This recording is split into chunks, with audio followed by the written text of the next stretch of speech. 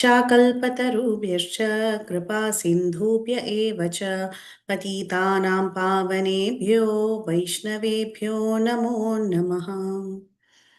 So we are continuing our study of Bhakti Vaibhav, and currently we are in the 17th chapter.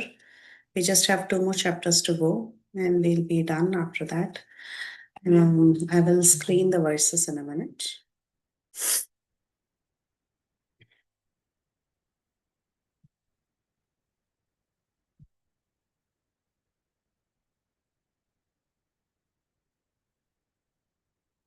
I hope it's visible. So we are in chapter number 17, Punishment and Reward of Kali.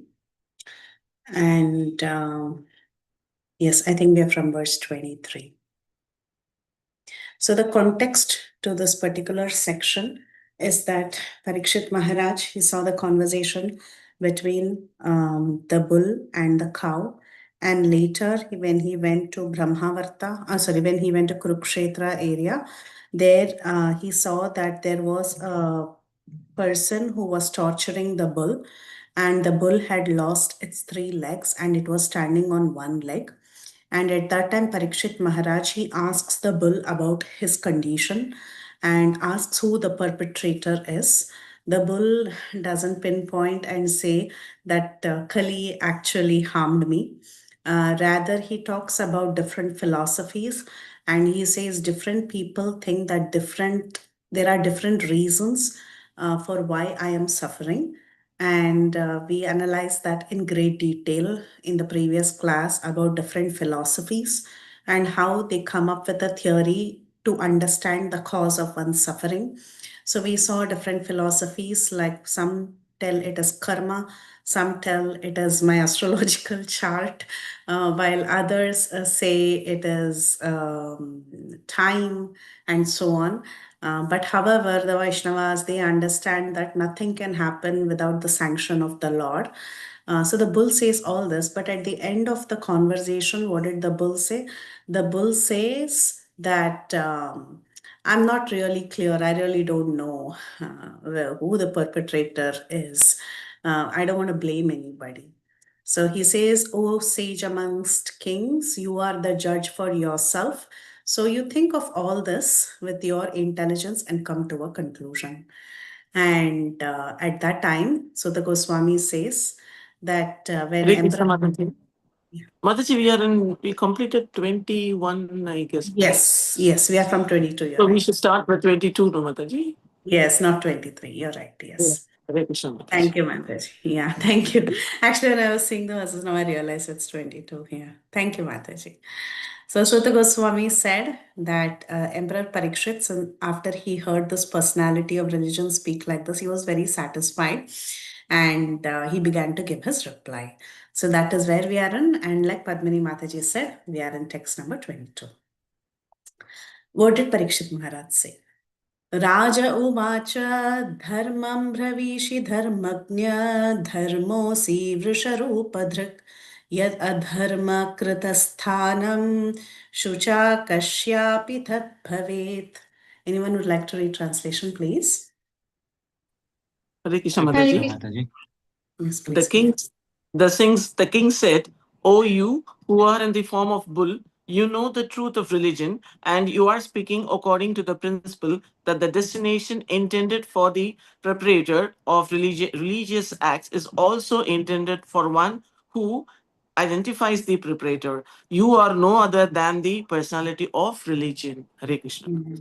Thank you so much. So the king said that I understand that your religion personified, and you know the truth, your religion personified, and you're speaking according to religious principles.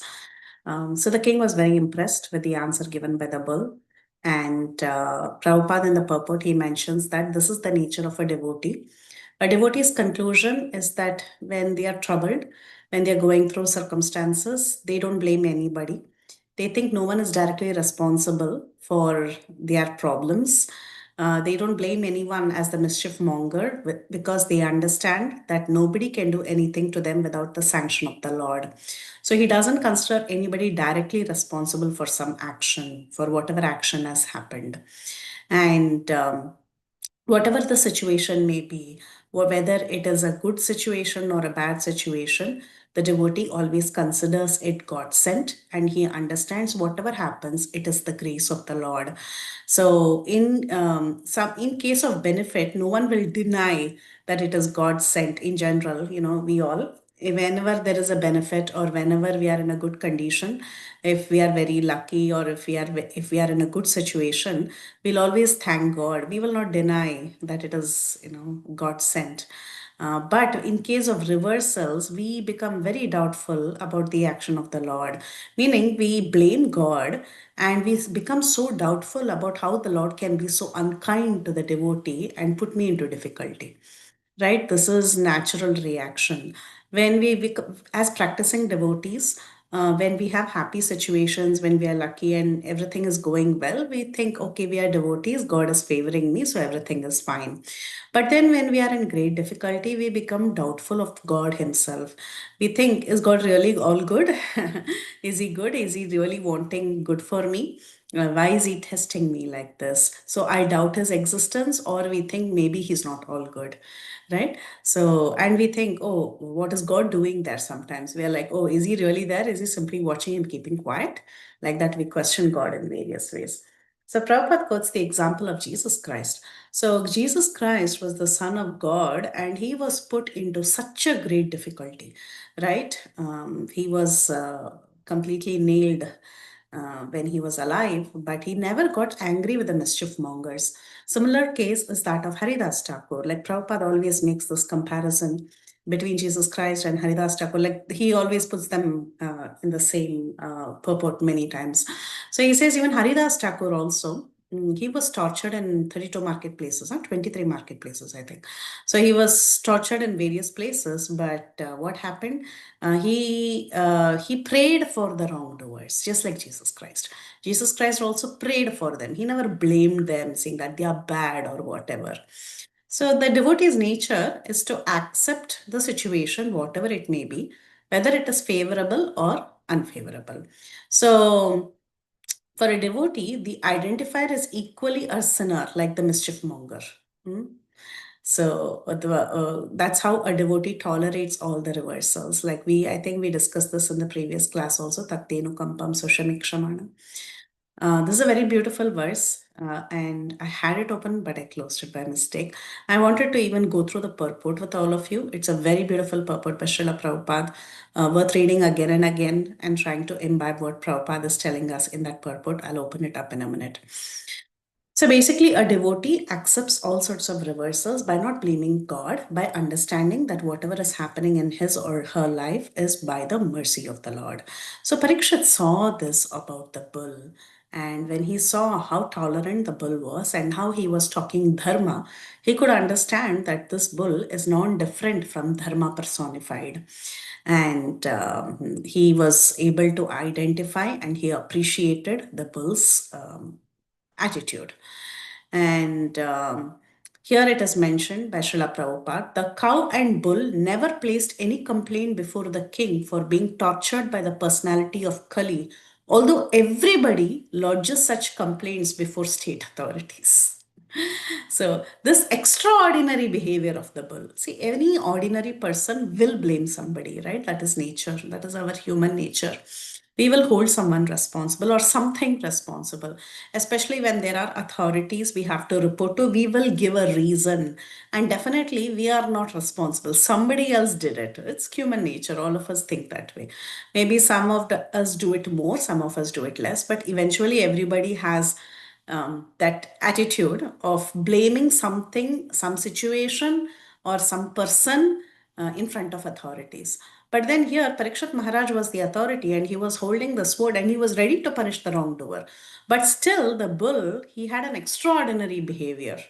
And he said, whom am I to blame? Everything happens by the sanction of the Lord. So, this extraordinary behavior of the bull made the king conclude that the bull was the personality of religion because nobody else can understand these intricacies of the code of religion. Religion is very complicated. Even Bhishma Dev also, he mentions this when Draupadi asks him about is the wife the property of the husband? Can Yudhishthir Maharaj play dice with me as a property? And that is when he has no answer. He doesn't answer. Draupadi is very upset with him. How can he not answer? He is Pitamaha. He's seen so much, and in fact, he's the one who gives lecture about religion in his deathbed to Yudhishthir Maharaj later. So he was the most learned person. But his answer to her was, "Religion is very complicated. I can't answer you." And he keeps quiet. Of course, it was wrong for him to keep quiet. Krishna also chastises that later. Krishna says he should take a stand. Of course, he should have stood up for Draupadi, which he didn't. But generally, this is the nature of dharma. If someone is too attached to following dharma all the time, they will tell you under certain circumstances, they'll become indecisive. They'll not know what to say because the codes of dharma is very complicated. So, of course, everything is based on situation and circumstance. Sometimes we have to take decisions and stick to, whatever is happening is by the mercy of the Lord, and surrender to the Lord and take decisions. And sometimes, based on situations, we should know what is correct dharma and follow it correctly. So, in the case of the bull was very nice. The bull was speaking about dharma very clearly, saying that it is very complicated. So, really cannot pinpoint who it is. And here the bull was the victim, so it was okay. Parikshit Maharaj was appreciating the bull. But there the victim was Draupadi. So at that time when Bhishma Pitama said the religion is very complicated, that was not a proper answer. So of course, that's how the pastime, kind of flowered in that Mahabharata. Anyway, text number 23. So what happened in the Mataji, previous text? Mataji, can I have a clarification, Mataji? Is the Hmm. religion right word, Mataji? It should be like dharma, no, Mataji? Because Dharma. Yeah, yeah, religion but in is English, it is religion is dharma, Mataji. In this case, I don't know because religion is of we have a different meaning because there are many religions yeah. and many concepts in each religion. I thought it should be like intricacies of codes of dharma. It should be rather than religion, no, Mataji. Correct. Intricacies of codes of dharma. Dharma is a word that you cannot give a direct English translation. Dharma means that which sustains itself. Okay. Dharana. That which sustains itself is called as dharma. That which protects itself or that which holds up itself. That is called as dharma. So we say dharma means it's a loosely translatable word as religion because you don't have a perfect English word. Yeah. But Because you have, no as you personality of religion, he has written repeatedly religion, so I was little confused. It is more for the people who want a translation for dharma. Okay, but it's Oh. a loosely translatable word as religion. Hmm? Dharma means that which holds up itself, which means dharma. We don't have an English word, but if we have to hold an English word, we just loosely translate it as religion. Oh. Religion means what? Codes of dharma and religion means what? Basically, it's a set of instructions to have proper conduct in one sense, right? So, though we say Muslim religion, Hindu religion, what is really religion? Religion is nothing but code of conduct, right? How you conduct yourself in your day-to-day life. That is whatever the, Vedic tradition teaches us, or that is what even Christianity teaches. How you conduct your life and how you maintain yourself, how you connect with God. That is religion, basically your But life. if we understand it that way, we will not say my religion, your religion. All a code of conduct is common for all of us, no, Mataji. Yes, yes. We will not say my religion, your religion, Your but that religion, is that the is different religion. In Christianity, in Hinduism, like that, we cannot talk because if it is a common code of conduct, no, Mataji. it's So, okay, I yeah. can. Sure. Yeah, but ultimately, these religions, you're right, Mataji, that is true. It is all based on context only. But the idea behind every religion is to give codes of conduct for people's life. Idea behind Christianity or Hinduism or anything else is that. But like you said, today the word religion means which tenets you're following. Are you following the tenets given by the Christian faith? Are you following the tenets given by the Mohammedan faith, or what? That has become religion today. You're Yes, right, Mataji. Yeah. Hare Krishna, Yes. Mataji. Thank you. Yeah. Hare Krishna And Mataji, may I add a little bit? yes, please. Yes. Srila Prabhupada also translates dharma as innate quality. For example, liquidity Inequality. for the, Yes. like that. Yeah. So we have Yes. naimittic dharma and nitya dharma according to like that. So we have the bodily and the spiritual like that. So Yes. this is also another aspect of the word dharma. So I just wanted That to. innate quality, like he gives the example of salt. Salt is naturally salty, sugar is naturally sweet. That is the innate dharma of salt, he says. And like Prabhu was mentioning, innate dharma, and then what did you mention? Innate quality. And you said something, Prabhu, that triggered a thought in my mind. What did you say after that? Innate quality, like, liquidity Yeah, to the water liquidity and of water. And yeah. then you ended your statement with something, I forgot. Okay. So, I'm not sure what Yeah, did you I say. said that that Okay. is dharma. That is the definition of dharma. You said that. Naimittic and Yeah, in Naimitic, Nitya. yeah. Correct, correct. So we have Swadharma, Sanatana Dharma. What is your Swadharma? Depending, like you said, Naimitika and Nitya Dharma. So what is Nitya? Eternal Dharma, Sanatana Dharma. That is being a devotee of the Lord, understanding your constitutional position and doing devotional service. What is Naimitika or Swadharma? It is based on your Varna and Ashram. You perform certain activities. So again, Dharma has so many layers of understanding. Like Prabhuji mentioned, it's innate quality. Dharma also means that which sustains itself. Basically, innate quality means what holds up that substance. That is innate quality. It's the same. Dharma means that which sustains. And then, yeah, like that. And contextually, dharma can mean religion. Contextually, dharma can mean your duty. Contextually, dharma can mean your duty according to Varna and Ashram, or your eternal duty, like he mentioned, which is Sanatana Dharma. We say Sanatana Dharma, right? What is Hinduism? We all say Sanatana Dharma. It's become a fancy to say Sanatana Dharma. But what really is Sanatana Dharma? That is mentioned in Bhagavatam. Sanatana Dharma means to understand that you are spirit soul and to do service to Krishna. That is Sanatana Dharma. It's there in the seventh canto. This differentiation comes when there are these chapters after the incident of Prahalad and Hiranyakashipu is discussed. After that, you have some chapters about different varnas and ashrams and their duties. There, the definition of Sanatana Dharma and Swadharma is given very nicely in Bhagavatam. And Prabhupada writes in the purport, he says Sanatana Dharma is the eternal occupation, like Prabhu was mentioned. What is your eternal occupation? It is devotional service, because that is your constitutional position. That is Sanatana Dharma. So when we go around saying fancy word, okay, we are not Hindus, we are followers of Sanatan Dharma. We should know what the Sanatan Dharma means actually. It's good to say Sanatan Dharma, but we should also know what it means, right? Sanatan Dharma means we are followers of the tradition that teaches us to do devotion, understand that we are servants of God. That is Sanatan Dharma. Yeah, Tulsi Gopi So, Mataji. Yeah, go ahead. Yeah, go ahead. also, before Mata, it also says in the Ajami Lakyan, Dharmam to Sakshat Bhagavat Pranitam. Bhagavat So Prabhupada Pranitam. also, yeah, that's the one. Yeah. Yeah, dharmam to sakshat bhagavat pranitam. So dharma is that which is given by Krishna himself. That's why when Krishna does certain things, apparently when you see dharma, you'll say, oh, Krishna is doing it wrong. That's why here also we saw the codes of dharma is very complicated, as mentioned.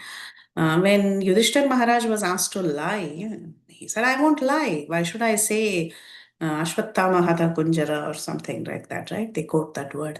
I say, why should I say that? It is against dharma. I cannot lie. It's my duty not to lie. But then Krishna says, if I say something, that is ultimate dharma. If I tell you to lie, you better lie. That is dharma. So whatever Krishna says, that is dharma. Dharma to sakshat bhagavat pranita. Yeah. Anyway. Yeah, anyone else wanted to add something? Sorry, I didn't see the raised hands properly. Hare Krishna Mataji.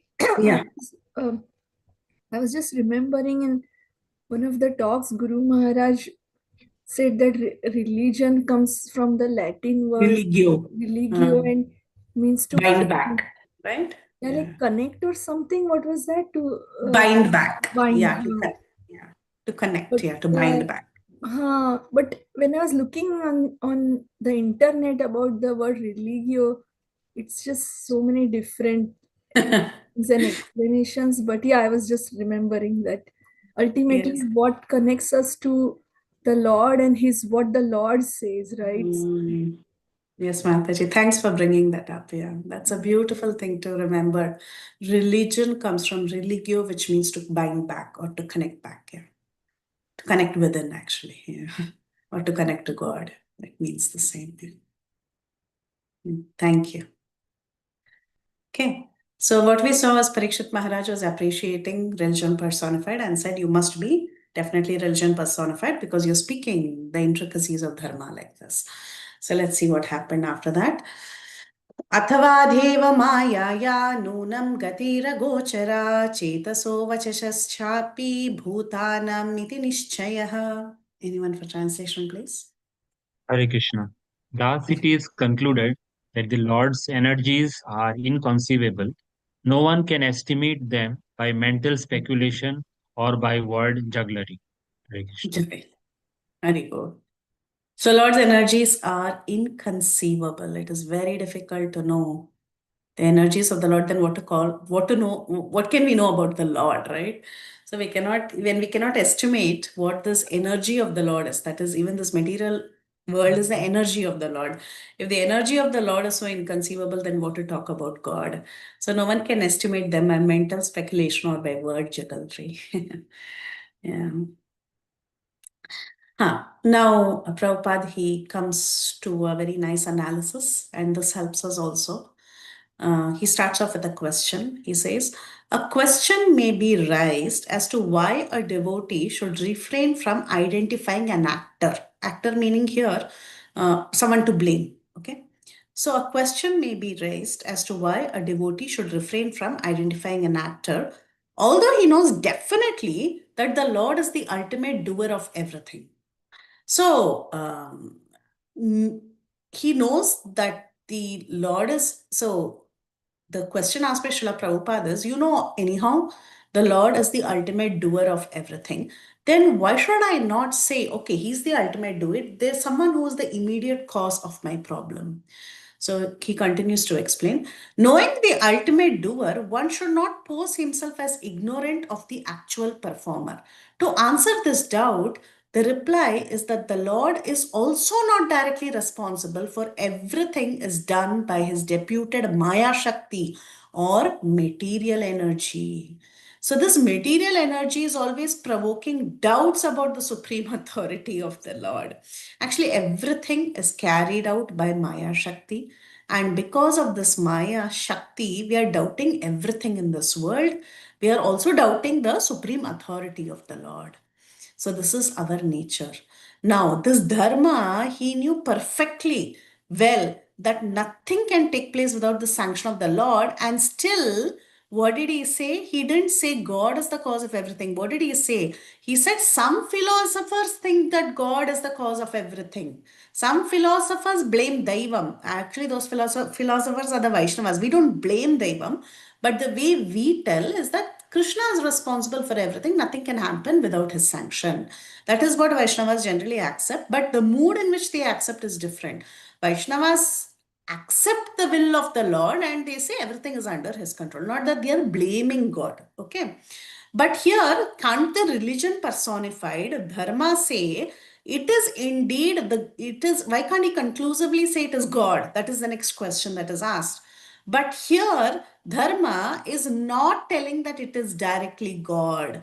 The personality of religion knew very well that nothing can take place without the sanction of the Lord. Still, he was put into doubts by the deluding energy, and thus he refrained from mentioning the supreme cause. Why Bull didn't mention it as God? Because he himself was put into this deluding energy. So the Lord's energies are inconceivable. Maya is inconceivable. By the effect of Maya, the bull himself was not able to understand everything is by the sanction of the Lord. And he didn't say it is Lord's will.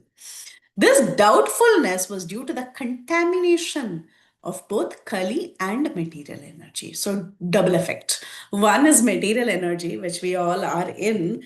And now the bull was also suffering because of another problem. What is the other problem? Kali had set in. So, not only was Maya torturing, but also Kali. So, what is our, our situation today? Even if many of us, we don't identify the ultimate will of the Lord, and we start blaming others who are immediate causes, whom we think are immediate causes. Why is all this happening? And sometimes we even doubt God. Does he exist? Is he really my well-wisher? We think like that. Why are these things happening? It is because of two things. One is Maya, or the deluding energy. Maya is the material world in which we are in. And the other is because of the effect of Kali Yuga. So the whole atmosphere in this age of Kali Yuga is magnified by this deluding energy, and the proportion of measurement is inexplicable, Prabhupada says. It is just expanding and expanding and expanding. That is the effect of Kali. So in this age of Kali, we are filled with doubts and we are not able to come to a certainty. We are not able to certainly conclude. All this, who was thinking? Parikshit Maharaj was thinking. Okay. Tapaha, this is an important verse, and I have some comments about this verse as well, personal comments. But we'll go through the verse and we'll analyze it. We'll take your inputs, and then I'll just make some comments. Tapaha shaucham daya satyam iti padakrite krita adharmam shaistrayo bhagna smaya sangamadaistava. Anyone for translation, please? Hare Krishna Mataji. In the age of Satya, truthfulness, your 4 legs were established by the 4 principles of austerity, cleanliness, mercy, and truthfulness. But it appears that 3 of your legs are broken due to rampant irreligion in the form of pride, lust for women, and intoxication. Very well. Mataji, I want to bug you a little bit. So, which are the 4 legs, Mataji? The 4 legs of austerity, cleanliness, mercy, and truthfulness. And 3 legs are gone because of what? Because of the influence of, actually it is because of Kali, but here it's saying that it's broken due to rampant irreligion in the form of pride, 3 things: pride, lust for women, and intoxication. So 4 legs broken due to 3 things. Just note that, okay? We'll see what Prabhupada says in the purport to the end. So 4 legs, which is Daya, Saucham, what is that? Satyam, Tapaha, Shaucham, Daya, Satyam, correct? So 4 other. And this is broken because of 3. What are the 3? Pride, Intoxication. intoxications, which is mada here. And then there is pride, I don't know where is smaya. And lust for women is sangha. Here the sangha refers to that too much Bad association. association. Okay, intoxication. Bad association meaning wrong association. Right. Okay, purport. Now Prabhupada says.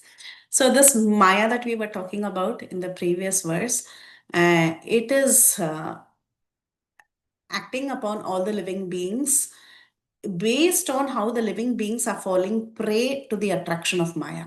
Prabhupada once, Prabhupada or Bhakti Saraswati Thakur, somebody, one of them gave this example of a person hugging a tree and telling this tree is not leaving me. He is the one who's embracing the tree and he's telling the tree is not leaving me. So actually, we are happily getting deluded by Maya. We are deciding to fall prey to Maya, and that's why we're getting attacked by Maya. So he gives the example of moths here. He says moths are captivated by the glaring brightness of light, and they become prey to the fire. Right? The moth itself is running and falling into the fire. That is how we are with respect to Maya. Maya is there. It is there. It is the deluding power. It is the deluding attraction. But what is our fault? Our fault is that we are getting attracted to it. We are voluntarily going and falling there. So this deluding energy, it is always captivating the conditioned souls to become prey to this fire of delusion. And the Vedic scriptures, they are constantly warning us not to become prey to it. to get rid of it. Just like Prabhupada's, or I don't know if it was Bhakti Siddhanta Saraswati Thakur, but they gave the example of the tree and the man. The man goes and voluntarily hugs the tree. Now, can you tell it's the tree's fault? No, it is the man's fault. The moth goes and falls into the fire. Is it the fire's fault? No, it is the moth's fault. Like that. So the Lord and the Vedas, they're constantly warning us that this material energy is too powerful to overcome. Devi Esha Kudamai Mamamaya Duratyaya. But then how to get over it? If one completely surrenders unto the Supreme Lord, it is easy to, right? Bhagavad Gita tells us this. So if we can become Daivesha Gunamai Mamamaya Dura Mamivam ye Prapatyante Mayam Etam Tarantite, right? So if you go and surrender unto the Lord by taking shelter at the Lord's lotus feet, then you can overcome this Maya. But to surrender to the Lord's lotus feet, is it easy? That is also very difficult. So to surrender to the Lord, what do we have to cultivate? Now we talk about 4 regulator principles. Why is it there in the first place? That is the million-dollar question, especially when we come to Krishna consciousness in the beginning. We are like, why should I follow all this? Why should, is it written somewhere that a devotee should stop eating meat? A devotee should stop, having illicit connections. I can be myself. I can do whatever I want and still be a devotee, and Krishna will accept me. So this is the kind of argument generally we present. But here it is mentioned, for a devotee, for a practicing devotee, what is the devotee's goal? The devotee's goal is to connect with Krishna, attain perfection, go back home, back to Godhead, whatever it may be. Okay, so these are our goals. But to do all that, what is one thing that we have to do? We have to get out of this entanglement of Maya, material attraction. We should kind of get away from the material attraction and connect our interests in Krishna consciousness. Okay. Of course, we should live in this world, but we should not be of this world. That's how even Jesus Christ presents it, right? Be in this world, but don't be of it. Correct? Guru Maharaj also says this often. So we live in this world, but we don't get entangled in this world. Only when we don't get entangled by the power of Maya, then we can connect to Krishna easily and we can attain perfection. This is what we have to do. Now, Krishna has told us in Bhagavad Gita that this Maya is very difficult to get detangled from. It is very hard. And he has given us the formula. He said, this is my energy, so you surrender unto me, I will help you. Right? Now, to come to the point of surrender, it is becoming so difficult. Every day I think I should surrender properly. I should surrender this I should not think about this. I should be a surrendered soul. But it becomes very difficult. For that, the first thing is to cultivate certain qualities. To become a devotee, first we should have some basics, right? Some basic qualities.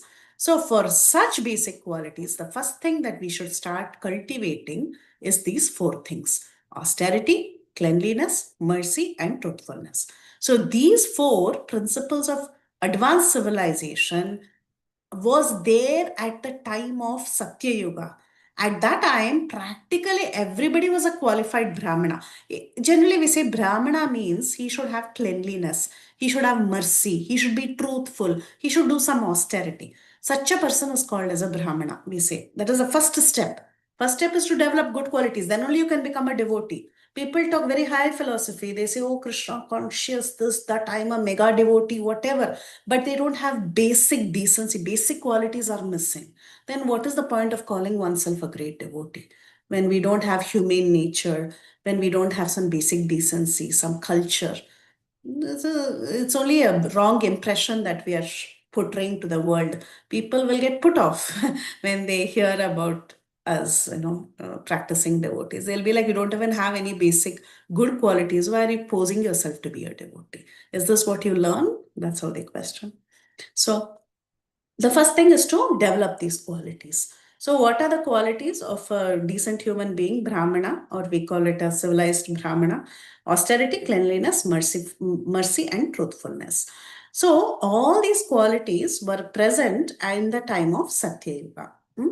But then slowly such qualities started deteriorating as the yugas changed.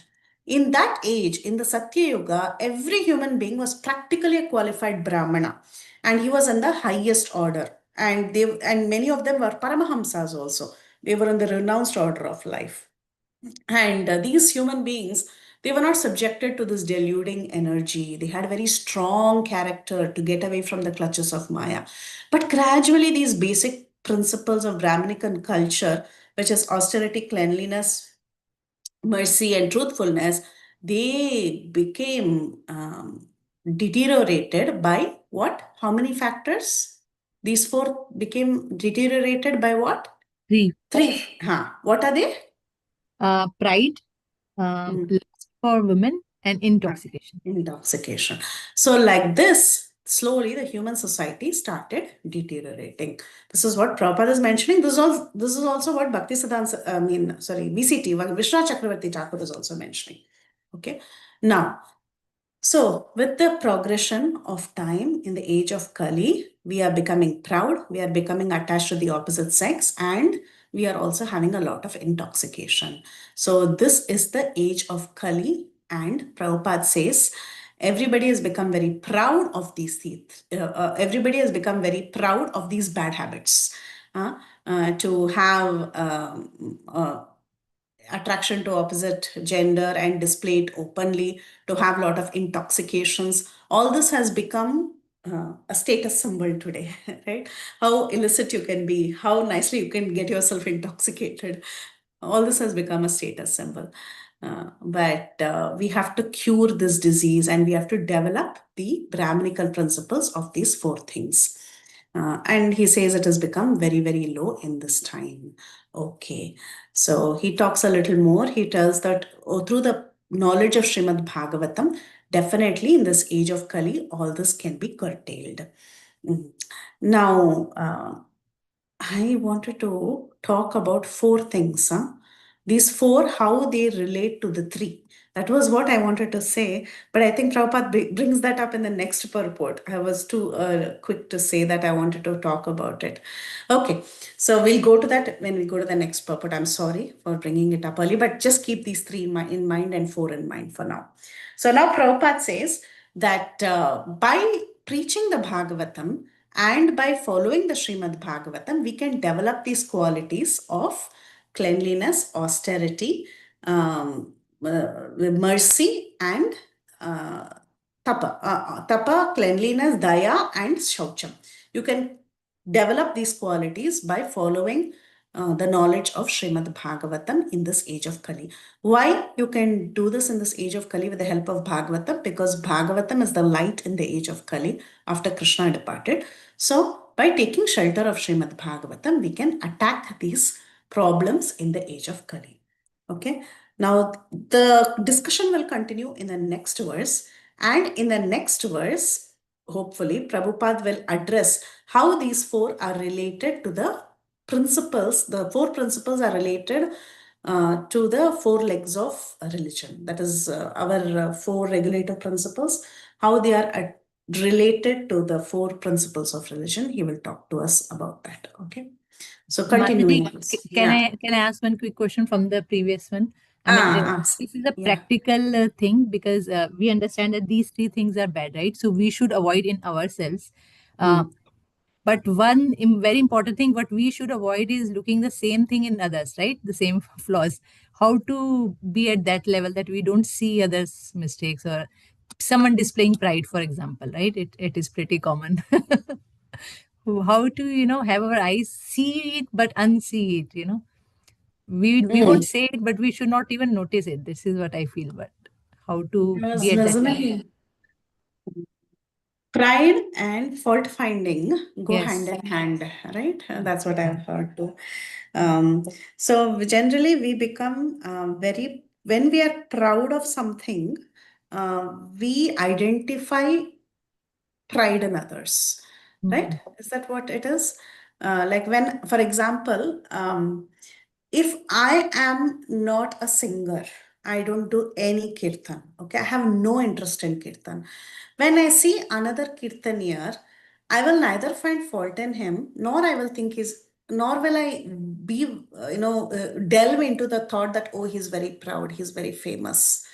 I will not think about it because I have no interest in it, right? I will not even identify. My concentration will be elsewhere. Supposing I am a good cook and I see someone else as a good cook, then automatically I will think, oh, she's very successful. She has a good name. And I will think she's naturally proud. Actually, I am the one who's proud. I am thinking, how can she be better than me? She cannot be better than me. So this fault finding also comes. Identification of pride in another person also comes. This again, I've heard this in Gaurang Darshan Prabhu's class, and I've also heard Guru Maharaj mention this. So I'm just putting things together. It's only an analysis and repetition. It's not my realization, but I've also caught myself doing it many times. Things that I'm not interested in, I don't care. But things I'm interested in, if someone is doing it very well, I don't feel happy about it. It's natural feeling.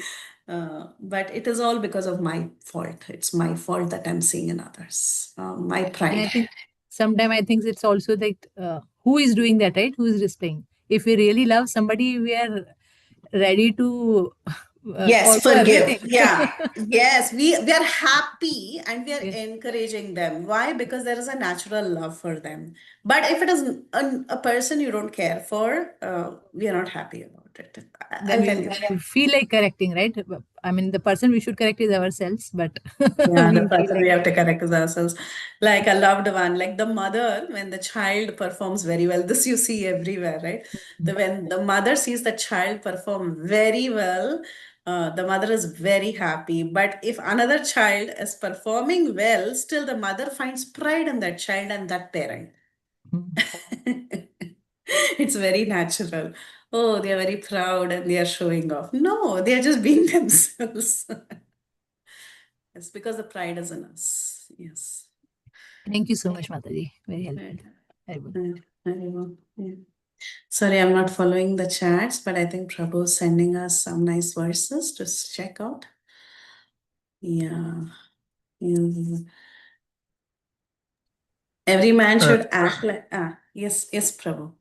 The last one I just was Gunadikan Mudam Ah. Nitsyadanu Krusham Gunadama. Maitrim Samadana Vichenna Taperapi Bhuyate. So this is the attitude with which if I meet somebody who is higher in knowledge, I should be pleased. And I should have compassion with those who are lesser than my knowledge. And those who are equal with my knowledge, make friendship with them. If I do this attitude, then I'll be in proper position. That's what this slok says. So I just want to share that. Thank you. Yeah, yes, Prabhu. So this is a verse we all should meditate on. Generally, it's the other way around. When we find someone more qualified than ourselves, instead of being pleased, we become envious, right? And then, yes, it is natural to feel compassionate towards a person who's lower than us. That automatically comes. And if someone is equal, yes, we do make friendship with them. But if someone is better than us, instead of feeling pleased, we feel envious. That is our human nature. And a good verse for us to meditate is to see this verse in the purport, probably. Yeah, thank you. What was the context, Prabhu? What was the chapter context for 4834? I'm not sure of that matter, but when this, because it applies to all of us, I always hear, and sometimes we have this habit of, oh, why did he pronounce this thing like this, like that? So previously, kind of I myself saying that I was critical like that, and then I learned that this type of attitude is not good. It's good for your own improvement, not to criticize others. For example, if somebody is pronouncing incorrectly, you go to Google, find out the right kind of on dictionary, they'll tell you proper pronunciation. And then you adapt and find out whether you have that fault or not, that kind of thing. So this comes with little humility we try to develop like that. But some of these things are really very difficult because this is from our childhood, these kind of habits are there in our makeup like that. But anyway, by mercy of Nityanand Prabhu, we will be able to at least improve little like that. Thank you, Mata. Thank you, Prabhu. That is true. Thank you. For these verses definitely help. Yeah. Yeah, this is the verse also. Suppose, okay, we finished this. 25 verse, Prabhupada will do the purport. In the purport, he'll talk about these evils in the age of Kali and how about the four legs. He will talk about all of this. So let's see. It's a continuation of the previous verse. Idanim dharma padaste satyam nirvartayet yataha tam jigar kashti adharmoyam Anrute Naidita Kalai. Kali. Anyone for translation?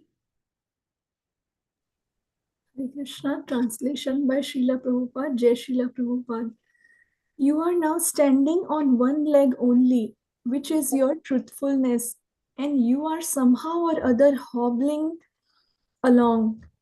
But quarrel personified, Kali, flourishing by deceit, is also trying to destroy that leg. Yeah. So in the age of Kali, which is the one quality that is remaining among austerity, cleanliness, mercy, and truthfulness? Truthfulness. Truthfulness, yes, it's then Bhagavatam directly. So in the age of Kali, if someone asks us what is remaining, it is truthfulness. Oh yeah, we were discussing this earlier also. This truthfulness is also our Padmini Mataji was telling. That is also an illusion she was telling. Yes. Okay. So that is like quote unquote truthfulness. Okay. So Prabhupada says mass of people should be taught this practice from childhood. What are these four things should be taught? Austerity means what he says. Austerity means to accept voluntary suffering for the sake of self-realization. And he gives the example of fasting.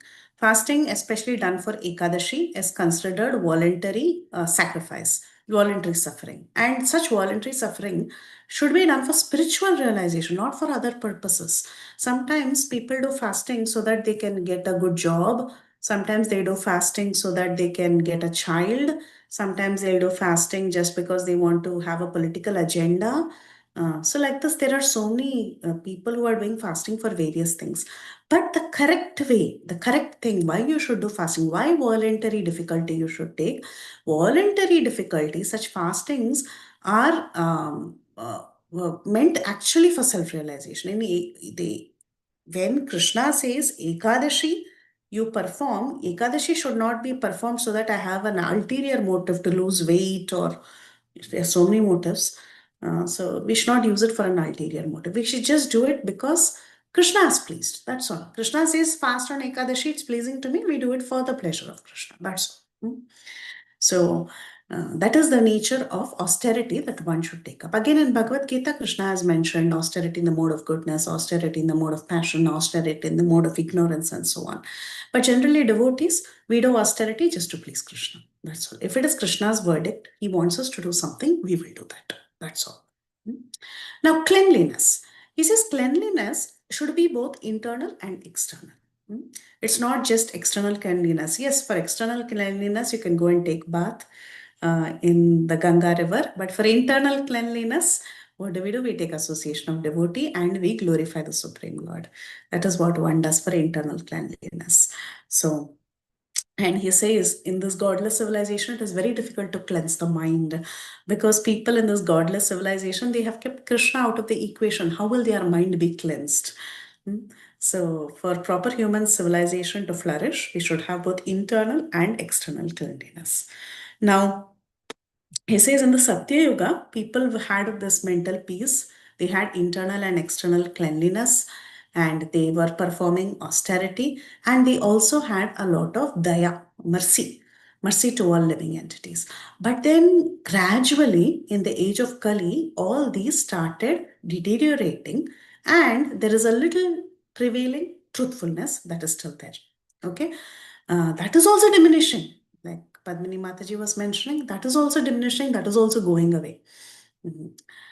Now he says, by pride, either artificial or real, the resultant action of austerity is spoiled. Can someone read this last part? Just read this and tell me what you have heard. This is the discussion I wanted to bring up. Anybody would like to read this section? I can read, Mataji. Yeah. By pride, either artificial or real, the resultant action of austerity is spoiled. So he says pride, either artificial or real. There's a lot of artificial and real pride. Both are there. Okay. So what is spoiled, Mataji? Austerity. Austerity. So 4 are there, and we had 3 problems. The 4 are, you remember the 4? Yeah. Shama, Dama, Tapa, and Shaucham. Shaucham. Yeah. And the 3 are? 3 problems. Those 3 problems. One was intoxication, one was lust. I forgot And the which other was. is pride. Pride. Huh? Yes. So by pride, what is destroyed? Austerity is destroyed. Austerity is destroyed. Next, Mataji. By too much affection for female association, cleanliness is spoiled. Correct. Next. By too much addiction to intoxication, mercy is spoiled. Mercy is spoiled. And by too much lying propaganda, truthfulness is spoiled. Truthfulness is spoiled. By lying, truthfulness is spoiled. So this is how Prabhupada puts it. Sometimes, we have heard this many times, we equate the 4 legs of religion to the 4 regulative principles. But when we equate it very differently. You must have heard in many places how the equation is. But the correct equation is here. Okay. So in many places you might have heard a different rendition. It is not wrong. I'm not debating with them. But this is what Prabhupada has given, and I'll also read what Bhakti Siddhanta Saraswati Thakur has given. Because we have been in this movement for many years, and through the years, through this whatever, how many were 10, 15, 20, whatever years we all have been in, or 5 or 3 or 2, whatever it could be, we have heard a very different equation to this 4 legs of religion and the 4 regulative principles, right? But this is how it is presented here. And Bhakti Siddhanta Saraswati Thakur, Vishwanath Chakravarti Thakur, sorry for that. Vishwanath Chakravarti Thakur, in his commentary, he writes like this: with the appearance of gambling comes untruth. This is, everyone agrees with this. The loss of truthfulness. With the appearance of drinking comes intoxication and loss of mercy. That's what Prabhupada has also mentioned. Next, with illicit women comes illicit sex and impurity. With violence to living entities comes all dharma, not just loss of mercy. Okay. With violence to living entities comes all adharmas. Those who commit violence to living entities have no austerity, no cleanliness, no mercy, no truthfulness. So that is how he gives the equation. He doesn't say daya equivalent to no meat eating. What is that? They have a different equation, right? Most people give. Daya's. Yes, Mataji, what we had heard was meat eating destroys daya. Then we heard rest everything. We heard intoxication destroys austerity. Austerity, correct. That's what we heard. But pride was not there in that equation. So intoxication destroys austerity. Illicit sex destroys cleanliness, and that's correct. Yeah, that one is correct. And no meeting. Truthfulness. Truthfulness, gambling. Yeah, that part and this cleanliness part was right. But I think cleanliness and truthfulness is correct, Mataji. Yes. The other 2 gamble. I mean, the other 2 are kind of different. Yeah. Prabhupada says what Vishwanath Chakravarti Thakur says. I'll again read what Vishwanath Chakravarti Pad says. He says, with the appearance of gambling comes untruth. Correct. He says that, which means loss of truthfulness. We got that right. With the appearance of drinking comes intoxication and loss of mercy, not with meat eating. He puts that with intoxication. With illicit women comes illicit impurity, which we all agree. And then from committing violence, meat eating, committing violence to other living entities, he says everything is lost. No austerity, no cleanliness, no mercy, no truthfulness. Nothing exists in them, he says. So I would suggest, I mean, like we have heard something all these years, but I would suggest either we can follow the purport or we can follow, the same thing is written by Vishwanath Chakravarti Thakur. We can follow either of them because they're the same. And yeah, it's not a big deal. It's okay to say it the way we have learned it many years. I'm not saying that we should stop saying that. Thank you so much, Mataji. Actually, it is a big deal, Mataji. It's not a big Actually, deal. it is a big deal. It is a big deal, Mataji. What Vishwanath Chakravarti Thakur told us the correct one. First of all, if we have to see Krishna in every living being, and then if you don't see Krishna and then you irritate and you kill the other living being, it means It's that not we are just, losing everything. yeah, we're We losing are losing everything. everything. Everything Yeah, is gone. not That just is really roots. very nice, Mataji. I'm hearing from you for the first time. Thank you for bringing that up. How easily we can equate, no, Mataji. This is Yeah. wonderful, Mataji. Hare Krishna. Thank you. Thank you, Mataji, I have a Mataji. quick question. So Uh, I think like that's because whoever the preachers they try to map the Prabhupada's four don'ts, right? No this, ah, no this. So they try to map it, but so now how do we explain how to get rid of pride through no XYZ? Like, is it just no meat eating? No, all this can. oh, pride and austerity, Mataji. Oh, what do you mean? Oh, you mean how can you bring it as a regulator principle? Pride. Because how austerity is spoiled by pride. Yes, Mataji, we have seen these stories over and over, right? Like people like Durvasa. Austerity comes with, I mean, austerity and pride go hand in hand. It really goes. I've seen it so many times. It just goes hand in hand. Once we become proud of our austerity, I mean, it is natural to become proud of austerities. It's very natural.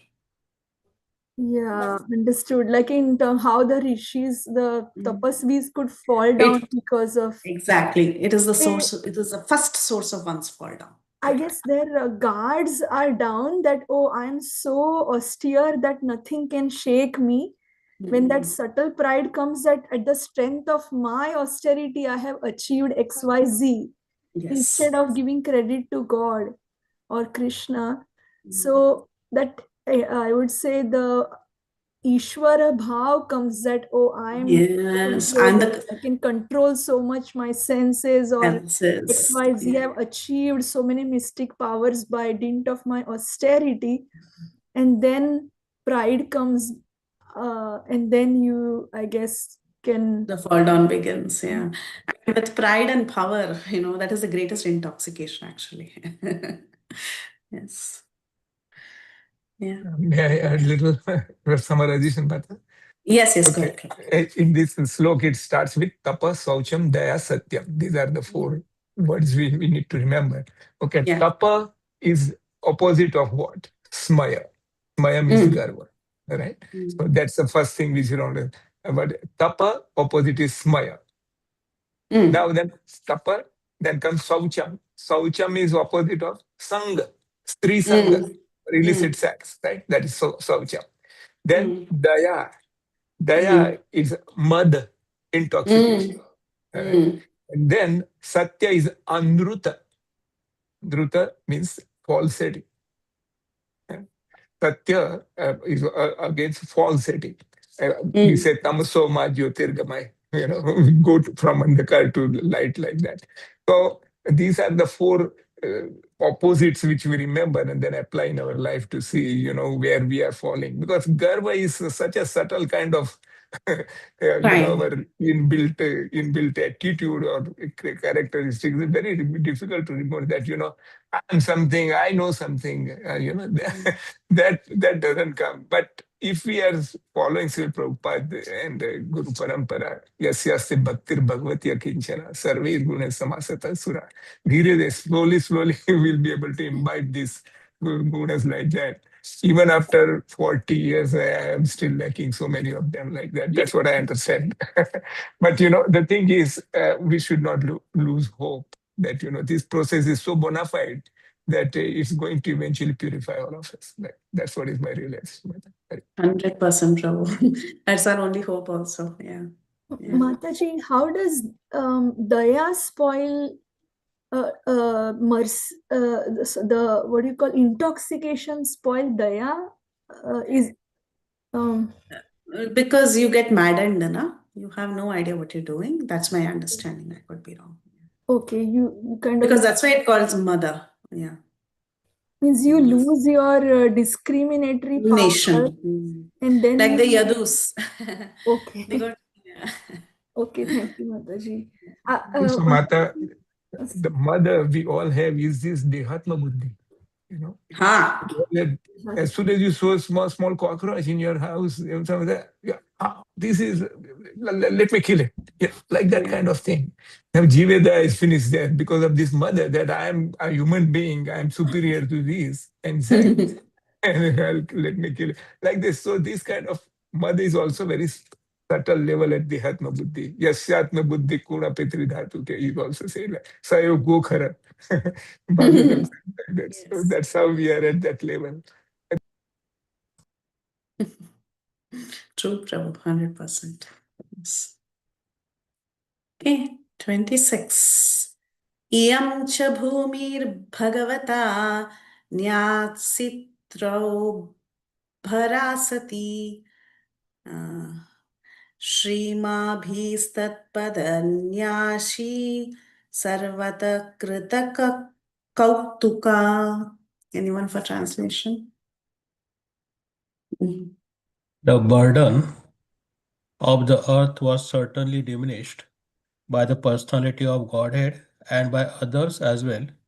When he was present as an incarnation, all good was performed because his auspicious footprint Hare Krishna. Jai. Even Kunti Maharani prayed that, na? Now that your auspicious footprints is not decorating the earth, how are we to survive in your absence? Same thing Parikshit Maharaj is also telling. The burden of the earth was diminished by the personality of God when Krishna was present. When he was present as an incarnation, earth was marked with his footprints and everything was auspicious. But now the personality of Godhead is not there. So everything has become inauspicious with the advent of Kali. This is what Parikshit Maharaj is telling. Shochati ashrukala sadhvi durbhagnevojita sati abbrahmanya nripavyajaha shudra bhokshyanti mamiti. Anyone would like to read translation? Krishna Mataji. Now she, the chaste one, being unfortunately forsaken by the personality of Godhead, laments her future with tears in her eyes, for now she is being ruled and enjoyed by lower class men who pose as rulers. Jai. Haribol. So he is feeling bad for the bull that is standing in three legs. He is also seeing the cow that has been crying. Remember the first scene also, the bull was asking the cow, why are you crying? So she's lamenting for her future with tears in eyes because she knows she's going to be ruled by miscreants. She's going to be enjoyed by the lower class of people who are going to pose as rulers. That is the fate today. All the lower class of people, lower in terms of consciousness, lower in terms of the way they conduct themselves, the job they do. Those people have become leaders today. So the cow at that time itself, she was crying. A Kshatriya is a one who's qualified to protect the people who are suffering. But then today, untrained lower class men and people without ambition to protect the subjects, they have taken up the seat of being administrators. And especially in this age of Kali, lower class men without any sort of training, they occupy the post of rulers and they try to gather popular votes. And once they come to power, they do not protect their subjects. So such men become intolerable for everyone. It is also today's story in every country, right? They have become intolerable. The rulers have become intolerable. And what are they doing? They're simply gratifying themselves at the cost of the comforts of the citizens. And therefore, Mother Earth, she was crying, thinking of a pitiable condition. And always a mother, more than worry for herself, she's worried about her children. So Mother Earth was thinking about the pitiable condition of her sons. Who are her sons? We living entities, both men and animals. So Mother Earth is always crying for our sake. And that is how Kali Yuga is going to progress, not progress, deteriorate actually. With time, irreligiosity is going to increase. Such rulers are going to become more and more prominent. And if there is no proper king to curb such irreligious tendencies, it is going to be very, very difficult. And the best solution that we can offer in this age of Kali is to teach the Srimad Bhagavatam. Bhagavatam can clear up this hazy atmosphere of corruption, bribery, blackmail, and everything. That's what Prabhupada says. So he says there is only one solution in this age of Kali. One is Bhagavatam, and of course the other is the holy names. So we have only these two things that can give us protection. So as long as Bhagavatam and holy names are there, there is some hope for all of us. Yeah, when the leaders, that's why we have this book distribution for the leaders, right? People go out and they give out books to the leaders, all the senators and ministers. They go and do book distribution because somehow or the other, if the leader takes up to the principles of Bhagavatam and Bhagavad Gita, they can be seen. That is the idea. Okay. Iti dharmam mahim chaiva santavya maharata nishatam adade khagdam kalaye adharma hetave. Anyone for translation?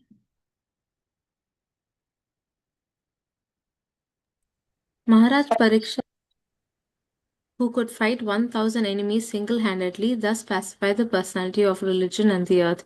Then he took up his sharp sword to kill the personality of Kali, who's the cause of all religion. Hare Krishna. Very good. So the nature of a Kshatriya is to give protection. Kshat means to hurt, but hurt whom? Hurt the miscreants and give protection to those who have to be protected.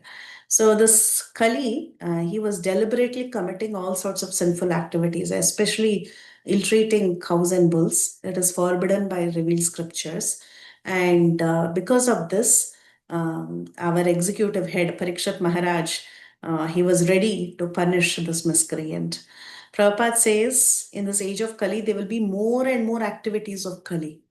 Parikshit Maharaj saw one personality, Kali, torturing cow and bull. But as Kali progress deteriorates further, Prabhupada says there will be more and more influence of Kali. And the executive heads, however, they have become very, they are not even caring for this rise of adharma. But Parikshit Maharaj was a great king at that time.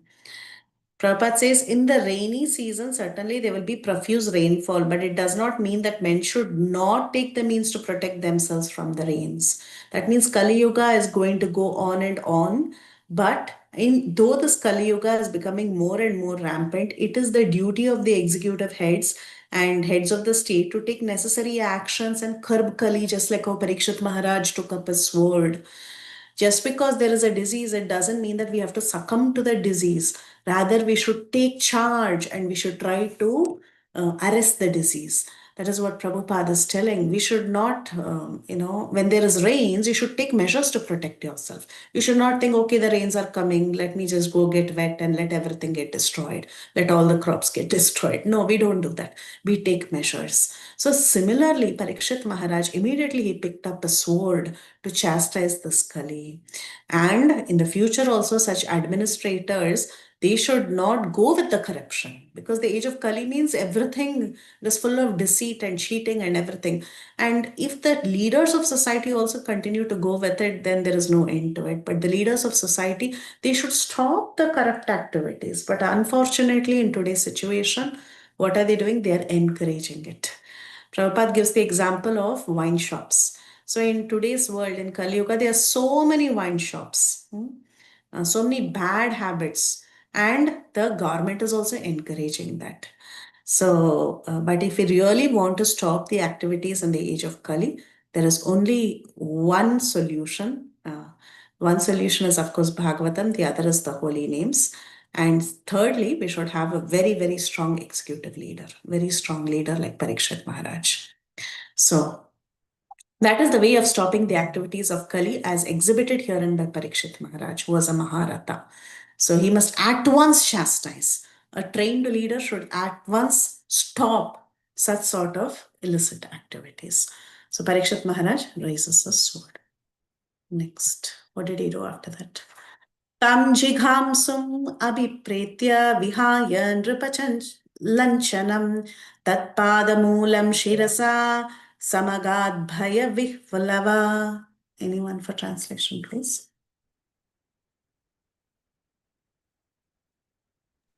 When the personality of Kali understood that the king was willing to kill him, he at once abandoned the dress of a king and, under pressure of fear, completely surrendered to him, bowing his head. So actually, this was when you read this translation, you can understand that this Kali was artificially dressed like a king, meaning he was artificially dressed like a kingly person, but actually inside he was not kingly at all. Because the minute Parikshit Maharaj raised the sword, he was ready to kill him. At once, this Kali, he abandoned the dress of a king, and under pressure of fear, what did he do? He surrendered, bowing down. So generally, a Kshatriya, he doesn't run away from battlefield. If someone raises the sword, he'll also raise a sword and stand in front of them. But this doesn't seem to be a true king, this Kali. He's a low class person. So immediately he just, out of fear, his original innate nature was shown. Out of fear, he surrendered. Prabhupada says the royal dress of the personality of Kali is artificial. The royal dress is suitable for a king or a Kshatriya. But when a lower class man artificially dresses himself as a king, his real identity is disclosed by the challenge of a bona fide Kshatriya like Maharaj Parikshit.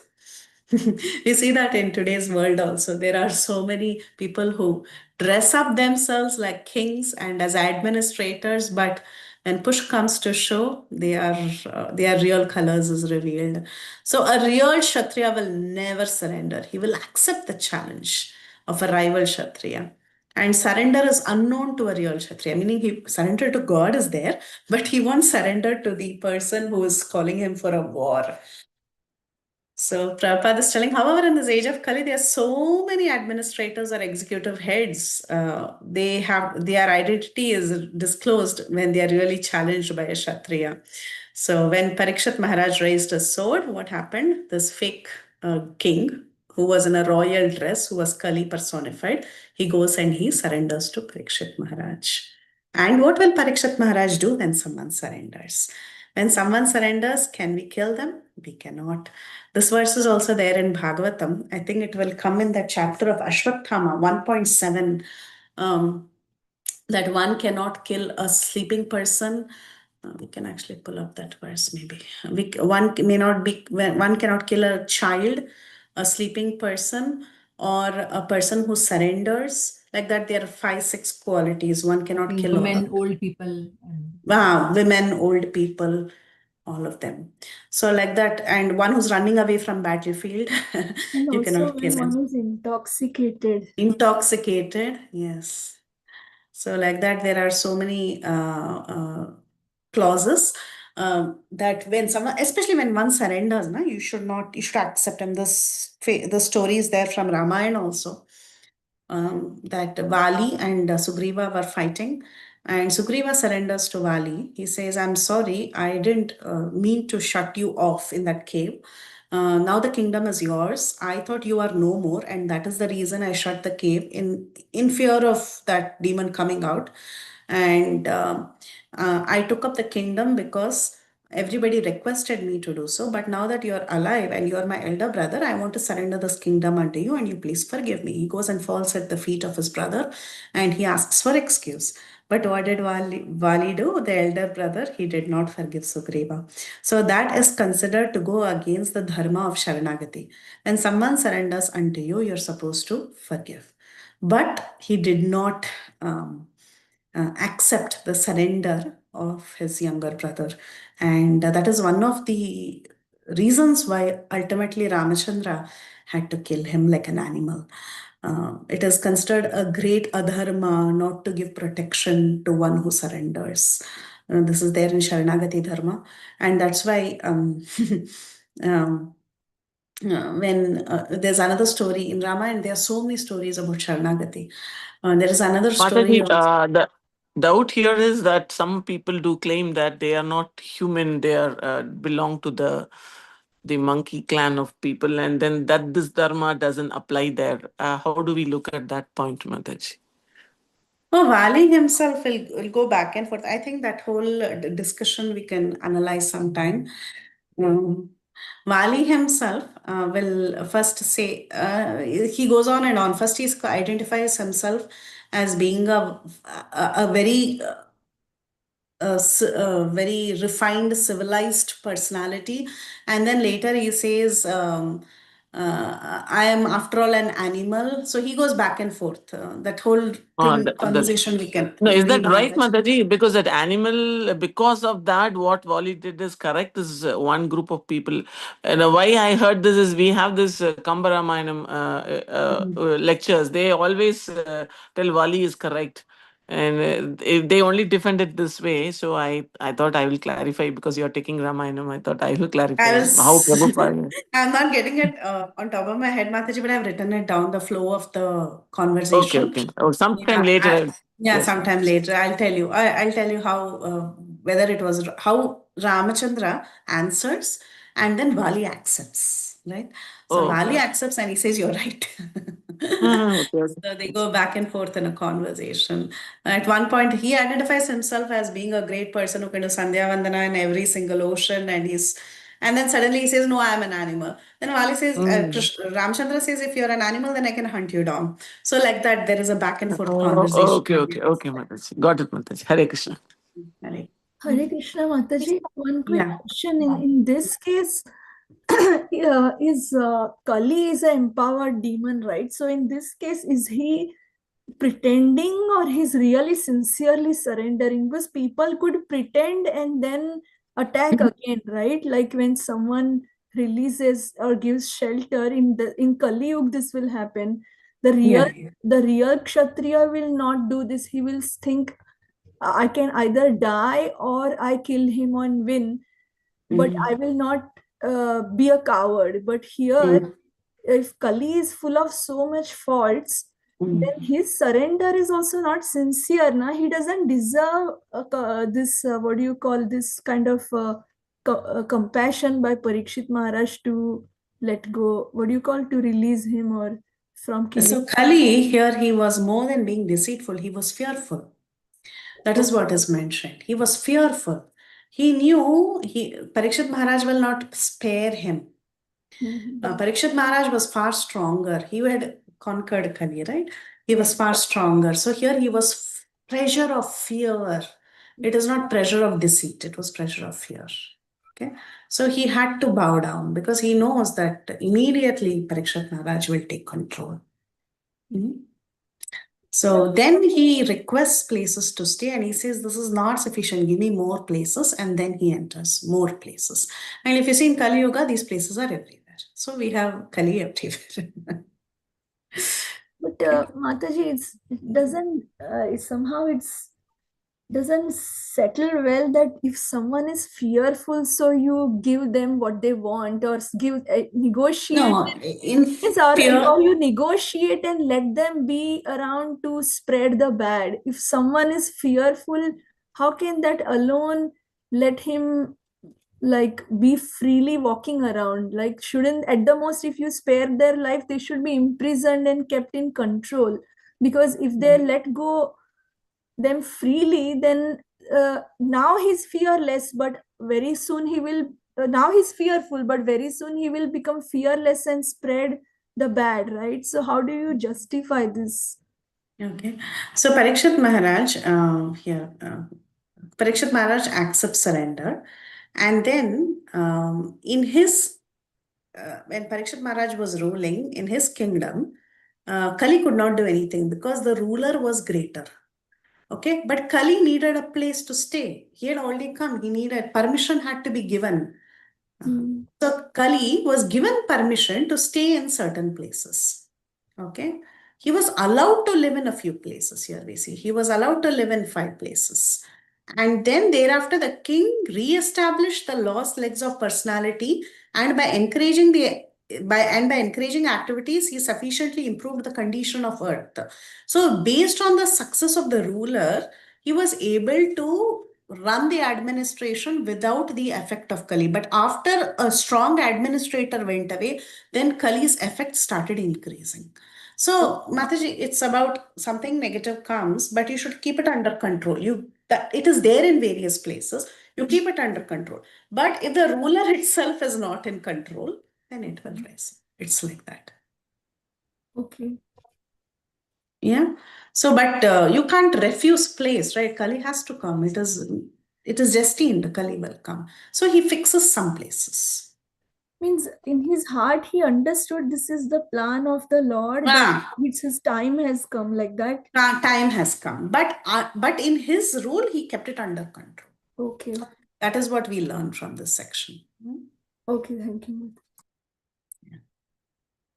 So where were we? We were at once he surrenders. Parikshit Maharaj, he was qualified to accept surrender. Yeah, I think this is what we were saying. Patitam. Yeah.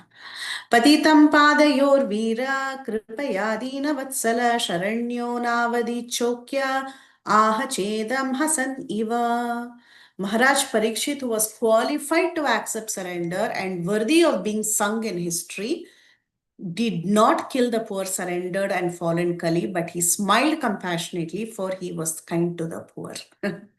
So he smiles, and Prabhupada says an ordinary Kshatriya does not kill a surrendered person, then what to speak of Parikshit Maharaj?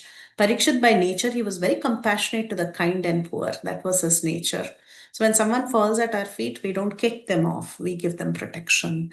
So he was smiling because the artificially dressed Kali disclosed his identity as a lower class man. And he was thinking how ironic it is that although no one was saved from his sharp sword when he desired to kill, the poor low class Kali was spared by his timely surrender. The same thing happened in Ramayana. You'll find hundreds of examples of this. The same thing happened when the crow surrendered, right? That crow demon, when he's there, Sita Devi, she pushes, actually, this is there in Padma Puran. It's an offshoot story where actually the crow, when he goes all around the world, and Ramchandra's with Darba, he creates a Brahmastra and chases the crow everywhere. The crow tries to get protection everywhere. Finally, he comes and he falls at the lotus feet of Ramachandra, and then he is spared. But even to do that, when he was falling down, also, he didn't fall down properly, it seems. He fell down with his two legs on top of Ramchandra's legs, and then Sita slightly nudges the crow, and then he surrenders, and then only his eye is taken off. So Ram considers that also to be a surrender. Okay, so when there is timely surrender, protection is given. That is what happened in the case of Kali also. He had a timely surrender, and Parikshit Maharaj was smiling, and he was thinking, what kind of king is he? He was only in the dress of a king. So Maharaj Parikshit's glory and kindness are therefore sung in history. So one should give protection to the fallen and the surrendered, and that's what Parikshit did, and therefore he is glorified. He was not only a very strict emperor who was raising his sword to chastise the evil elements, but also he was very kind and compassionate. And he was fully worthy of accepting surrender even from his enemy. So this was the nature of Parikshit Maharaj. And therefore, Kali, Mataji, here you go. Therefore, the personality of Kali was saved by the will of providence. It was destined that Kali should come, he should be saved. So therefore, he was saved by the will of providence. Okay. So we can end here. We can continue from 31 on Thursday. Yeah. Yeah, Praladanand Prabhu, you had something to say. Yes, Mataji. Yes. In this context of Kali Yuga, and we are living in Kali Yuga, and myself staying in the capital city of Kali Yuga, Las Vegas. So I feel that we all should self-diagnose our our position, the real position, because externally you can see that, oh, he has put tilak and he is doing the chanting for so many, but what is the real inside? How much Kali Yuga is in your heart that nobody can detect? A guru can detect somehow, but what about others? So this dual kind of exposition which we have, that externally is, internally is this, like that. So nobody externally can find that out from you. They say, oh, he's a great devotee for many years, I know so many slokas, this, that. No, but inside, does he see the woman as mother or not? This this is where the whole this thing comes, like that. So everyone must be very, very careful about diagnosing his own position and then rectifying by praying to Sri Prabhupada and others, like that. That's what I do, my friend. That's what I just wanted to share this, that because we are frail in front of Kali, we are nothing. Oh, yeah. As soon as I was flying from, I told from Hawaii to Las Vegas some few months back, very extremely pretty woman. There's in the air hostess like that. And I said, she's such a beautiful. My wife is also with me. My sons are also with me. But the idea crossed my mind. There's such a beautiful woman. What is this? This is enjoying spirit. Yeah. Then immediately I said, this spirit soul must be very, very pious to have such kind of beautiful body as a woman like that. I should not think in other terms. I should think her as a spirit soul, and somehow or other she should be benefited by Prabhupada mercy. So when I was disembarking, I just gave her one book of Sri Prabhupada, just like that. So, Matruvat Pardaresu is easy to say, but one has to diagnose himself. Where is your mentality, sir? Are you still in that enjoying spirit? Or now you have elevated yourself or not? So this, of course, Bhagavan Krishna, then Nityanand Prabhu with mercy will be able to do that. But what I'm insisting is that one should be very self-criticizing. And from there he should try to improve. And that's what I wanted to share with that. Very well, very well. True, Prabhu. True. That's so true. Yes, Madhurmai Mataji. Hare Krishna Mataji. Mataji, on the first verse, actually, I had a question. I was waiting for the end. So in the which one 22, right? We were doing. So in 22, it was mentioned when Parikshit Maharaj said that the destination is same for the perpetrator of religious acts and also the person who is identifying the perpetrator. So this is interesting, right? Even if you so destination is same means someone is doing a sinful act, and even if we see, instead of seeing Krishna's hand in everything, if we see the person not as a mere instrument, but instead we identify also the person as the doer, then the destination is, it's we are performing the for same us. sin pretty much. Okay. It's very, yes, Mataji, practically how to apply it, I don't know. But it's very difficult. Yes. Yes. Yeah, but at least something worthy of learning and trying to implement that. So, yeah. We should keep in mind the destination is same for both, right? So it is like a bonding thing for us. Okay. Thank you, Mataji. Very good.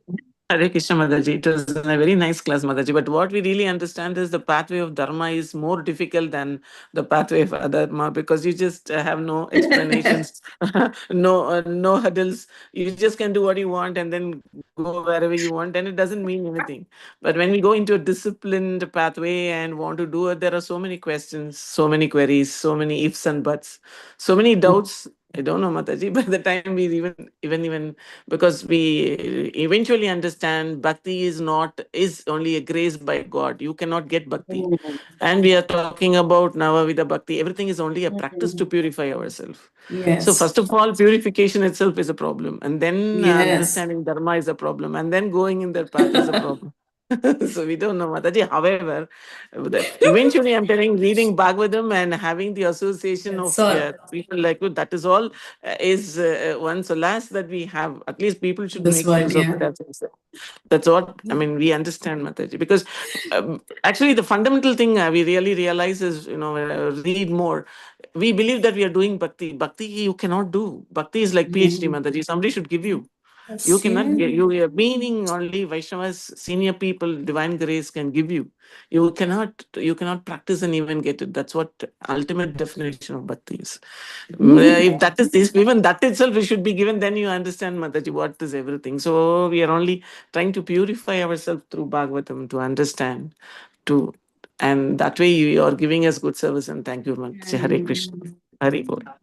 Literally, I'm just facilitating our own reading, all of our reading together. That's all. Yes, Mataji. That is what is only thing we can do, Mataji. We can only read, we can contemplate, we can read together. Understand, try to understand. We can only try everything, Mataji. But that is what is my understanding, Mataji. I'm sorry. I'm not putting it to senior people may have different. It's True, Mataji, Thank you. what you're saying. Yeah. Very good.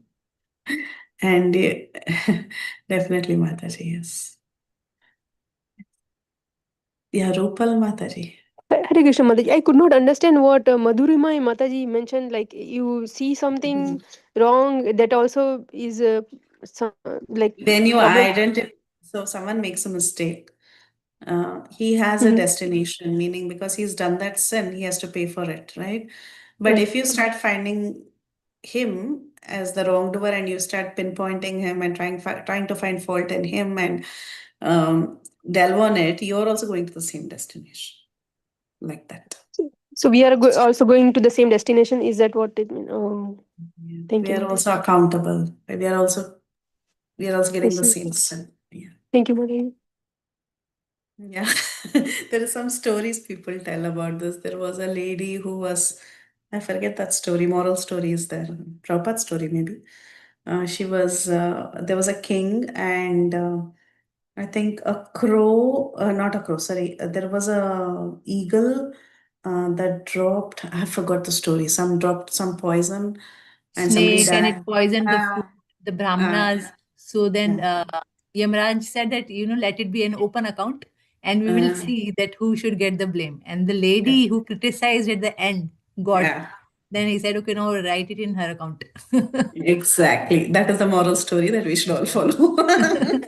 Yes, Mataji. Yes. Thank you. What is that, a real story or what, Mataji? What is It is a what do you say, an analogical story for us to understand. Yeah. Yeah.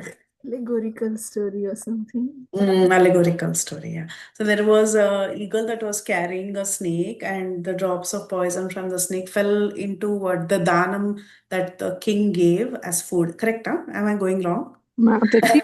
So the king will usually give call all the brahmanas and all the people, like traveling people, who they can come and feast there. So you said the eagle will be carrying that dead snake, but the poison in the tip of that snake will fall into the food which they are preparing. Unfortunately, many of them would die. So when Emiraj is asked who would be taking this karma, then he would say, "Wait, we will find out." And then once again, some few travelers and brahmanas would be coming, and there would be a mendicant who would be sitting in the street, or mendicant or some passerby. Lady, They yeah. when they ask her, then she would say that you are going there, you will be killed. That king killed everybody. All The the king feeds poison. eats poison and killed everybody.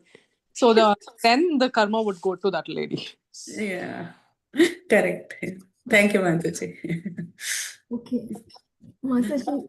So in I was that the crow story which you said, that Ramchandra takes away his eye. Isn't he like Jayant, the son of Indra?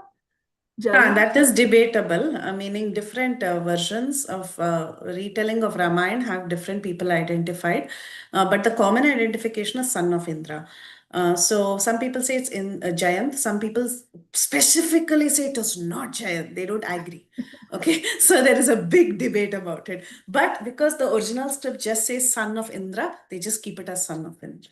That's all. Okay. Oh, so he had many sons, right? So instead of Like that. Yeah, he had many sons. So some son, that's all. Yeah.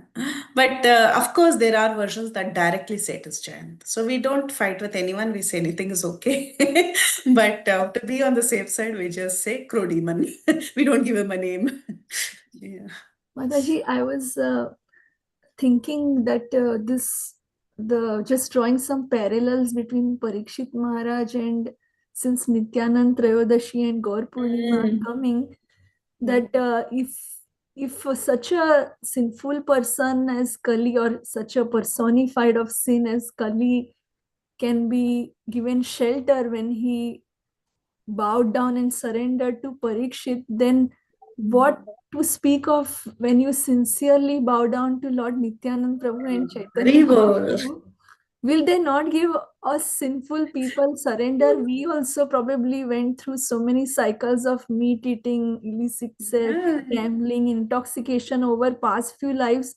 In this life, we have come to them with due to whatever maybe we have or haven't done so much wrong, but somehow or other we got connected to them. So I was feeling very hopeful that if Kali can get place to live and something, then we should, how much we should take surrender of the lotus Correct. Gaur Nitai to get eternal surrender in the eternal world. Hari bol, Jai. Beautiful, Mataji. That's some meditation then for Nityanand Trayadashi. Thank you. Thank you. Mataji, the story you said, if the lady really wanted to help, then there is not a problem. But if she wanted to curse the king, then there is a problem. Is that right way to understand? No, she made up a bad image of the king and she blamed the king. Yeah. So basically, we get judgmental and we spread rumors about others. That's the idea. Thank you, Mataji. Yeah. Very well, yeah. Vrunda Vaishnavi, Mataji, please add. Vrunda Vaishnavi, it was an old hand raise. Okay. Yes, Mataji, it was a whole old hand raise. Yeah. And Tulsi Gopi, you wanted to add, or was it old? I just also, one more thing I remembered in one of the class of Gaurang Prabhu, I was remembering Mataji who was earlier talking about pride and that topic was going on. He said that when you feel that this person is proud, you have to reflect that are you envious of them? Envious. And if you feel that they are envious of me or someone else, then or of me, I'm you have to check, are you proud that you're so proud that you're so good that others are envious of you? So pride and envy have a very inverse relationship and connection. If you feel, or direct actually, if you feel someone is envious, probably you should see, am I proud? And if you feel others are proud, then you should see, are you envious? Correct. Yeah, this is the correct connection. Yeah. That's true, Mataji. Yeah. And we can at least I can say for myself, I can easily catch myself doing both of this. Yeah, pride and envy, they go hand in hand. Yeah. So Mataji, in that first verse which we talked, I just lost the conclusion that should we think that the Lord is the doer, or should we not think that the Lord is the doer and controller? You can, the Vaishnavas, how it is explained in the purport is the Vaishnavas acknowledge that nothing can happen without the Lord's sanction. So ultimately, if the Lord has sanctioned it, it has to happen to me like that. So they accept and they surrender to the will of the Lord, but they don't blame God. They don't say you are responsible and blame like Kritadyutina. She blames God. We don't blame God, but we accept whatever it may be. Somebody is the cause of my problem, but I don't blame that person. Rather, I accept it as the will of the Lord. The Lord has sanctioned it, and this person was only the carrier. So he's not the cause of my problem. That's how a Vaishnava says. So when Dharma is thinking something like that, he's just unsure, right? Or doesn't. Dharma doesn't say take the Vaishnava stand. Dharma in the story, he says there are different philosophers who say different things. He even speaks about the Vaishnavas, but he says I'm not clear. And Prabhupada explains why he's not clear, because of the effect of Kali. He's not clear. And effect of Maya, he's not clear. Kali and Maya together. Okay, that is how everybody in this world is. We are not clear. We are not clear who's the cause of my problem, and then we blame God. We go to the point of blaming God. That's how Prabhupada spins the purpose. Yeah. Okay. Thank you, Madam. We'll end here. We'll meet Thursday. I'll only come mostly this Thursday also. Okay. Vancha kalpatarubhyascha kripa sindhubhyev cha patitanam pavnebhyo vaishnavebhyo namo namaः. Ananta koti Vaishnava Vrinda ki jai. Shri Prabhupada.